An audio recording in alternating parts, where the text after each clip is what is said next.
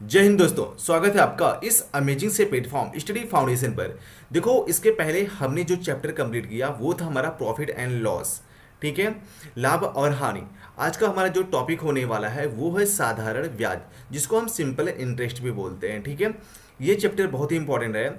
ये कोई भी कांस्टेबल का एग्ज़ाम होता है या एसएससी का हो गया या कोई स्टेट कांस्टेबल का एग्ज़ाम हो गया, उसमें ये क्वेश्चन पूछता है। ठीक है, एक क्वेश्चन आएगा। अगर आप इसको अच्छे से प्रैक्टिस किए रहोगे तो आपका वो मार्क पक्का हो जाएगा। ठीक है, और सेकेंड चीज़, आप अच्छे से प्रिपरेशन करो। आपका एग्ज़ाम का जो डेट है कभी भी आ सकता है नेक्स्ट मंथ में। ठीक है, तो उसके लिए आप रेडी रहो, ताकि ये ना बोलो कि अभी हमें प्रिपरेशन करना है। ठीक है, तो बाकी फिर चलो स्टार्ट करते हैं जो हमारा चैप्टर है सिंपल इंटरेस्ट। ठीक है, बाकी आप मेरे बारे में यहाँ से पढ़ सकते हैं। चलो ठीक है, फिर स्टार्ट करते हैं। ठीक है, देखो, सबसे पहले हमारा जो होता है, पहले हम यहाँ पर जानते हैं मूलधन क्या होता है। ठीक है, मूलधन को हम क्या बोलते हैं? प्रिंसिपल बोलते हैं। क्या बोलते हैं? प्रिंसिपल। इसको हम पी से डिनोट करते हैं। देखो, प्रिंसिपल क्या होता है ना, जब कोई व्यक्ति किसी बैंक से या किसी पर्सन से, किसी आदमी से उधार लेता है। ठीक है, जो अमाउंट, मतलब जो मूल्य, बोल सकते हो कि जितना अमाउंट, ठीक है, वो उधार लेता है, उसी को हम क्या बोलते हैं? मूलधन बोलते हैं। ठीक है, समझा? मूलधन क्या होता है कि जो अमाउंट बैंक से या किसी व्यक्ति से उधार लेता है, उस अमाउंट को हम मूलधन बोलते हैं। सेकंड आता है कि हमारा ब्याज क्या होता है। ठीक है, अब देखो, जब बैंक है या किसी कोई व्यक्ति है, ठीक है, जब आप उससे पैसा लोगे तो वो कुछ रेट से वो ब्याज देगा, मतलब ब्याज लेगा ना। तो वो जो ब्याज होता है, जैसे आपने 100 रुपया लिया, ठीक है, आपने कि बैंक से 100 रुपया लिया और बैंक ने आपको 10% के हिसाब से वो दिया है कि आपको मुझे 10% इसका रेट लगाया है। तो आपको कितना बैंक को चुकता करना पड़ेगा? आपको बैंक को 110 रुपया आपको देना पड़ेगा ना, मतलब 10 रुपया एक्स्ट्रा देना पड़ेगा। तो जो यही 10 रुपया होता है ना, इसी को हम क्या बोलते हैं? ब्याज बोलते हैं। क्या बोलते हैं? ब्याज बोलते हैं। ठीक है, तो देखो, तो ब्याज समझ में आया। ठीक है, और देखो, यही बोला है कि उधार लिया धन जब एक निश्चित समय के बाद लौटाया जाता है, तो मूलधन के साथ, मतलब मूलधन मतलब 100 रुपया तो देना ही देना पड़ेगा, उसके बाद में और कुछ धन देना पड़ता है। इस धन को ब्याज बोलते हैं। जो ये 10 रुपया नहीं है, इसी को हम ब्याज बोलते हैं। अब देखो, साधारण ब्याज क्या होता है कि जब ब्याज केवल मूलधन पर निश्चित समय के लिए एक ही दर पर लगाया जाता है, तो उसे साधारण ब्याज बोलते हैं। तो देखो, यहाँ पर भी वही चीज़ है, बोला है थोड़ा सा कि जब एक निश्चित समय के लिए किसी भी अमाउंट पर आप जो ब्याज लगाते हैं, उसी को हम क्या बोलते हैं? साधारण ब्याज बोलते हैं। इसको हम सिंपल इंटरेस्ट, मतलब एसआई से डिनोट करेंगे। किससे? एसआई से, सिंपल इंटरेस्ट। इसके बाद में मिश्र धन क्या होता है? देखो, मिश्र धन होता है, आप इसको अमाउंट बोल सकते हो, अमाउंट। ठीक है, अमाउंट, हाँ, अमाउंट। अब देखो, अमाउंट जब आप बैंक को अपना ब्याज सहित वापस करोगे, तो वहाँ पर आपका तो जो पहला वाला अमाउंट होगा, जो मतलब मूलधन होगा, और प्लस क्या होगा? मूलधन देना पड़ेगा, और प्लस जो ब्याज होगा, ठीक है, दोनों देना पड़ेगा ना। उसी को हम क्या बोलते हैं? मिश्र धन बोलते हैं। मतलब मूलधन और ब्याज के योग को मिश्र धन बोलते हैं। मतलब आप ए बराबर क्या लिखोगे? ए बराबर पी प्लस एस आई। ठीक है, ए क्या होता है अपना? मिश्र धन बोलोगे, अमाउंट बोलोगे। पी हमारा क्या होता है? प्रिंसिपल, मतलब मूलधन होता है, और प्लस एस आई मतलब सिंपल इंटरेस्ट, जहां पर हम बोलेंगे इसको साधारण ब्याज बोलेंगे। ठीक है, अब देखो, आप इसको एक बार देख लेना। जब मैं ए की बात करूंगा तो मिश्र धन हो जाएगा, पी की बात करूंगा तो प्रिंसिपल अमाउंट होगा, मतलब मूलधन होगा, और इस आई की बात करूंगा तो वहां पर हमारा साधारण ब्याज हो जाएगा, सिंपल इंटरेस्ट हो जाएगा। ठीक है, चलो ठीक है। इसके बाद में समय क्या होता है? मतलब आप देखो, समय क्या होता है ना, जितने वर्षों या दिन के लिए उधार लिया जाता है। ठीक है, जैसे ये बंदा यहाँ पर 1 साल के लिए उधार ले रहा था ना, तो 1 साल वही क्या हो जाएगा? उसका समय हो जाएगा। और समय को हम टी से डिनोट करते हैं। किससे? टी से हम इसको लिखेंगे। और ब्याज की दर क्या होता है? मैंने वही बताया यहाँ पर कि जो भी अमाउंट पर जो भी दर लगेगा, ठीक है, उस मतलब यहाँ पर बोलोगे कि मूलधन पर जिस प्रतिशत या जिस दर के हिसाब से अमाउंट हमें चुकता करना पड़ेगा, उसी को हम क्या बोलेंगे? दर बोलेंगे। ठीक है, या इसको ऐसे भी बोल सकते हो, प्रति 100 रुपये मूलधन की प्रतिवर्ष दी जाने वाली रकम को हम ब्याज बोलते हैं। ठीक है, अब देखो, यहाँ पर एक फार्मूला होता है कि साधारण ब्याज बराबर क्या होता है? मूलधन गुणे दर गुणे समय बटा 100। और यहाँ पर SI मतलब सिंपल इंटरेस्ट बराबर PRT अपॉन 100। P क्या होता है प्रिंसिपल, R मतलब रेट और T मतलब टाइम अपॉन 100। अब देखो यहाँ से अगर हमें प्रिंसिपल अमाउंट चाहिए तो हम यहाँ से हम प्रिंसिपल निकाल सकते हैं ना, P को यहाँ पर लिखो और 100 को गुणा कर दो, तो SI गुणे 100 अपॉन RT। तो ये फार्मूला प्रिंसिपल अमाउंट निकालने का है और ये हमारा रेट निकालने का है, ये हमें टाइम निकालने का है, ठीक है। और यहाँ पर हमने बताया कि मिश्र धन बराबर क्या होता है, मूलधन प्लस ब्याज, और A is equal to P plus I, ठीक है। तो ये सब फॉर्मूले लर्न करो और इस पे हम कुछ क्वेश्चन सॉल्व करेंगे, ठीक है। और सॉल्व करने से पहले कुछ इसमें कुछ टाइप के क्वेश्चन और भी सॉल्व करते हैं, तो उसको हम कैसे सॉल्व आउट कर सकते हैं, ठीक है। देखो अगर इस टाइप का मिलेगा कि यदि कोई धन किसी साधारण ब्याज की दर से x वर्षों में n गुना हो जाता है, मतलब पूछा कि जिसे 5 वर्षों में वो अपना मूलधन का 10 गुना हो जाता है, तो उस केस में दर का फार्मूला क्या हो जाएगा, n-1 गुणे 100/x। अब यहाँ पर n क्या है, n मतलब गुना होता है, कितने गुने में हो जाएगा, और x मतलब वर्ष हो जाएगा, ठीक है। तो देखो इस पे एक क्वेश्चन सॉल्व करेंगे, फिर आपको समझ में आ जाएगा ये फार्मूला हम कब यूज करेंगे, ठीक है। चलो कोई व्यक्ति ठीक है, कोई व्यक्ति धन निकालने के लिए, मतलब यहाँ पर बोलो कोई धन कितने प्रतिशत ब्याज की दर से 3 वर्षों, अब यहाँ पर x वर्षों दिया था ना, तो x बराबर क्या लिखोगे 3 में 7 गुना, अब यहाँ पर n क्या होता था, गुना होता था ना, तो यहाँ पर n बराबर 7, ठीक है। तो हो जाएगा कितने प्रतिशत ब्याज की दर, हमें क्या निकालना है, दर। तो आप सिंपल सा लिखोगे दर बराबर क्या होता है, n-1 गुणे 100/x, ठीक है। n का वैल्यू कितना है 7 -1 और गुणे 100, और ये बटा x की वैल्यू कितना है, x बराबर 3, तो यहाँ पर 3 लिखोगे, तो ये कितना हो जाएगा 6, 7 में से गया 6, और यहाँ पर कितना हो जाएगा 100/3, तो 3 1 3, 3 दूना 6, तो 2 बचा और गुणे 100, तो 200% हो जाएगा, ठीक है। तो ये हमारा दर हो जाएगा, ठीक है। देखो आज इस पे ऑब्जेक्टिव क्वेश्चन कम सॉल्व करेंगे, आप इस पे टाइप के क्वेश्चन हम सॉल्व करेंगे, ठीक है। मतलब एक बार कॉन्सेप्ट जब क्लियर हो जाएगा तो आप इसको अच्छे से सॉल्व कर सकते हैं, ठीक है। चलो फिर आगे बढ़ते हैं।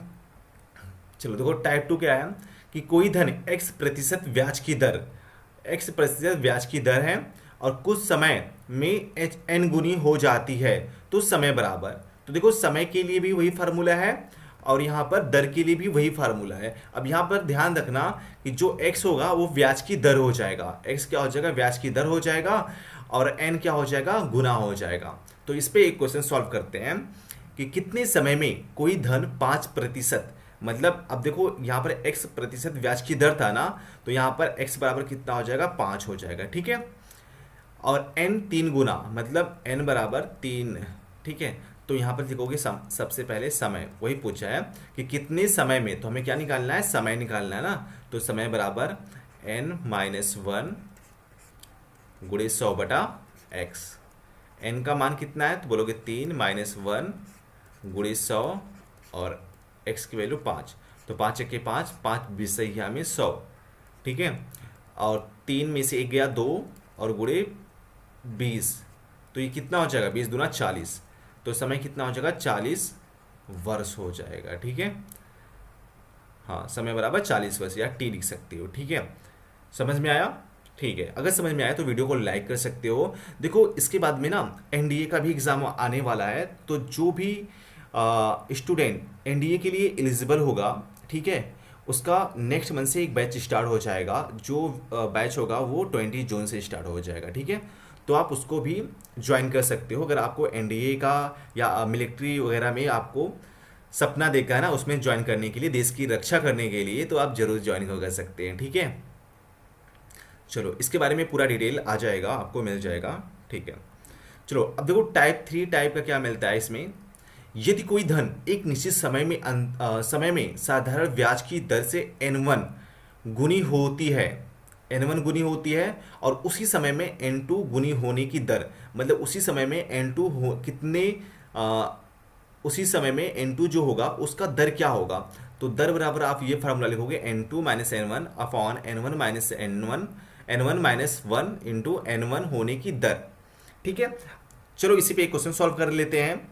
देखो कोई धन 5 वर्षों में, ठीक है, 5 वर्षों में 5% वार्षिक दर की ब्याज की दर से दोगुनी हो जाती है। वार्षिक दर, अब ये बताओ यहाँ पर दर कितना है, 5%। ठीक है, मतलब N1 गुनी होने की दर। ठीक है, अब देखो यहाँ पर जो दर होगा मीन्स यहाँ पर ये लिखोगे। ठीक है, ये N1 गुनी होने की दर।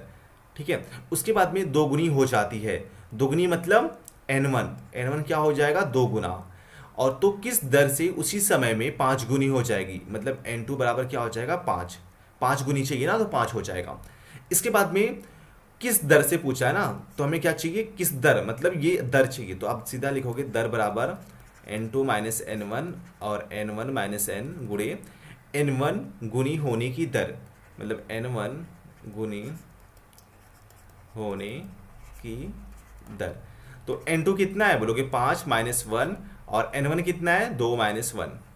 और N1 गुनी होने का दर कितना है, तो बोलोगे 5% है ना वार्षिक, तो यहाँ पर 5 लिखोगे। ठीक है, बराबर 5 में से 1 जाएगा तो कितना हो जाएगा, 4, और नीचे 2 में से 1 गया 1, और गुणे 5, तो 5 चौक 20 हो जाएगा। तो 20% दर के हिसाब से वो 5 गुना हो जाएगा सेम अंतराल में, मतलब 5 वर्षों में। ठीक है, चलो समझा। चलो फिर आगे बढ़ते हैं, नेक्स्ट टाइप के क्वेश्चन को डिस्कस करते हैं। ठीक है, अब देखो अगर यहां पर होगा कि सेम क्वेश्चन है कि यदि कोई धन निश्चित ब्याज की दर से दिए गए समय में N1 गुनी हो जाती है तो N2 गुनी होने में कितना समय लगेगा। ठीक है, तो सेम आप उसी के लिए ये फार्मूला यूज करोगे जहां पर N2 minus N1 upon N1 minus 1 गुणे N1 गुना होने में लगा समय। इसके पहले वाले में क्या था, N1 गुना होने में होने की दर था। ठीक है, तो दर की जगह पर यहाँ पर समय कर दोगे। ठीक है, चलो ठीक है, ये सॉल्व करके इसका आंसर आप कमेंट बॉक्स में लिखो कि इसका आंसर कितना हो जाएगा। ठीक है, चलो फिर आगे बढ़ते हैं, नेक्स्ट टाइप के क्वेश्चन इसको डिस्कस करते हैं। हाँ, ये थोड़ा सा इंटरेस्टिंग है कि यदि कोई राशि x1% ब्याज की दर से t1 समय के लिए x2%, ठीक है, x2% के लिए t2 समय हो और x3% के लिए t3 समय हो। ठीक है, तो उस केस में जो साधारण ब्याज हो जाएगा वो क्या होगा, जो मूलधन होगा बटा 100 और गुणे T1 x1, मतलब T1 मतलब समय, फर्स्ट समय हो जाएगा, उसका दर हो जाएगा, प्लस T2 मतलब सेकेंड वाला समय गुणे उसका दर, प्लस T3 मतलब तीसरा वाला समय और गुणे उसका दर। तो सबको जोड़ देंगे और मूलधन बटा 100 से गुणा कर देंगे तो हमें साधारण ब्याज मिल जाएगा। ठीक है, चलो इस पे एक क्वेश्चन सॉल्व कर लेते हैं, फिर आपको डाउट समझ में आ जाएगा। ठीक है, चलो देखो 100 रुपये राशि का पहले दो वर्षों में 5% साधारण ब्याज की दर से, फिर उसके बाद में 3 वर्षों में 8% की दर से, तथा अंतिम 5 वर्षों में 10% ब्याज की दर से साधारण ब्याज क्या हो जाएगा। ठीक है, तो देखो यहाँ पर मूलधन निकालोगे, मूलधन कितना दिया है। सबसे पहले देखो फार्मूले में क्या क्या रिक्वायरमेंट होती है, तो बोलोगे सर मूलधन भी होता है ना, तो यहाँ पर मूलधन लिखोगे, तो मूलधन बराबर 100, मूलधन बराबर 100 लिखोगे, 1000। इसके बाद में T1 मतलब 2 वर्ष, यहाँ पर 2 वर्ष लिखोगे। ठीक है, और मतलब x1 मतलब 5%। ठीक है, उसके बाद में T2 कितना होगा, तो बोलोगे सर 3 वर्ष, और x2 कितना हो जाएगा 8%। फिर उसके बाद में T3 कितना हो जाएगा 5 वर्ष, और उसका जो दर है x3 वो कितना हो जाएगा 10%। तो यहाँ पर साधारण ब्याज क्या हो जाएगा, साधारण ब्याज का फार्मूला हो जाएगा साधारण ब्याज बराबर मूलधन बटा 100 गुणे T1 x1 plus T2 x2, ठीक है, प्लस T3 x3।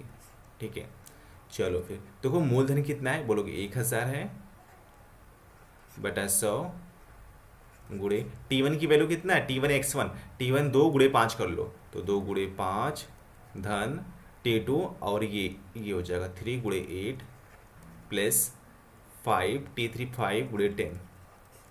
तो देखो यहाँ पर 2 0 से 2 0 कट गया, कितना मिला 10 मिल गया, गुणे 5 दूना 10 प्लस 24 3 8 24 और 10 25 50।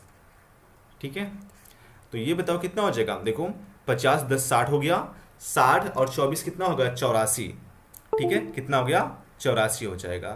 तो यहाँ पर आप लिख सकते हो 10 × 84, तो कितना हो जाएगा 840 हो जाएगा। ठीक है, साधारण ब्याज कितना हो जाएगा 884 रुपये हो जाएगा। ठीक है, तो इस तरह से हम निकाल सकते हैं। ठीक है, देखो आप प्रैक्टिस करो, इसके पहले वाला भी जो चैप्टर हो चुका है जैसे सिंप्लीफिकेशन हो गया, सरलीकरण हो गया है, ठीक है, और रेशियो एंड प्रोपोर्शन हो गया है, ये सभी चैप्टर आपको अच्छे से करते रहो। ठीक है, क्योंकि इसका भी कॉन्सेप्ट हम यहाँ पर यूज़ कर रहे हैं, जैसे प्रतिशत हो गया, ये चैप्टर भी आप अच्छे से करो। ठीक है, उस पर प्रैक्टिस करो। बाकी अगर आपको एक्स्ट्रा क्वेश्चन चाहिए तो आप टेलीग्राम पे भी जुड़ सकते हो, वहाँ से भी आपको क्वेश्चन मिल जाएगा। ठीक है, अगर आपको कोई भी क्वेश्चन में डाउट हो रहा है या समझ में नहीं आ रहा है तो आप अपने क्वेश्चन को टेलीग्राम पे भी मेंशन कर सकते हो। ठीक है, चलो फिर आगे बढ़ते हैं, बट इस बार आप अच्छे से निकालो। ठीक है, पोस्ट निकालो, और आप मैं देखो मेरे से जितना भी हो सकेगा, ठीक है, आपके लिए मैं वो करूँगा, बट आपकी रिस्पॉन्सिबिलिटी बनती है कि आप अच्छे से स्टडी करो। ठीक है, चलो फिर देखो अब यहाँ पर एक क्वेश्चन सॉल्व करते थे जो हमने पहले फार्मूला डिस्कस किया था। हमारा जो क्या होता था, SI बराबर PRT अपॉन 100, इस पे सॉल्व करते हैं। ठीक है, देखो 500 रुपये राशि की 10% वार्षिक दर से 2 वर्षों के लिए उधार दी जाए तो साधारण ब्याज क्या हो जाएगा। साधारण ब्याज मतलब क्या होता है, SI होता है, और P मतलब प्रिंसिपल, यहाँ पर लिख सकते हो P बराबर 500। ठीक है, और R बराबर 10% दिया है, और समय कितना दिया है 2 वर्ष। ठीक है, तो यहाँ पे हम क्या निकालेंगे, साधारण ब्याज। तो भाई यहाँ पर निकाल लो SI is equal to PRT। P की वैल्यू कितना है, तो बोलोगे सर 500 है, R कितना है 10, T कितना है 2 वर्ष है, और यहाँ पर बटा 100 होता है। तो देखो 2 0 से 2 0 कट गया। ठीक है, तो 10 × 5 = 50, 50 दूना 100, तो भाई कितना हो जाएगा, SI बराबर 100 रुपये हो जाएगा। कितना, 100 रुपये। तो ऑप्शन ए यहाँ पर राइट मिल जाएगा। ठीक है, हाँ अगर इसी पे अमाउंट पूछता कि टोटल मिश्र धन कितना होता, ठीक है, मिश्र धन, तो यहाँ पर ए बराबर क्या होता है, तो बोला कि sir SI plus P। SI मतलब सिंपल इंटरेस्ट 100 और प्रिंसिपल 500, तो कितना हो जाएगा 600। ठीक है, ये हमारा क्या हो जाएगा, ये मिश्र धन हो जाएगा। ठीक है, चलो ठीक है, नेक्स्ट क्वेश्चन पे बढ़ते हैं।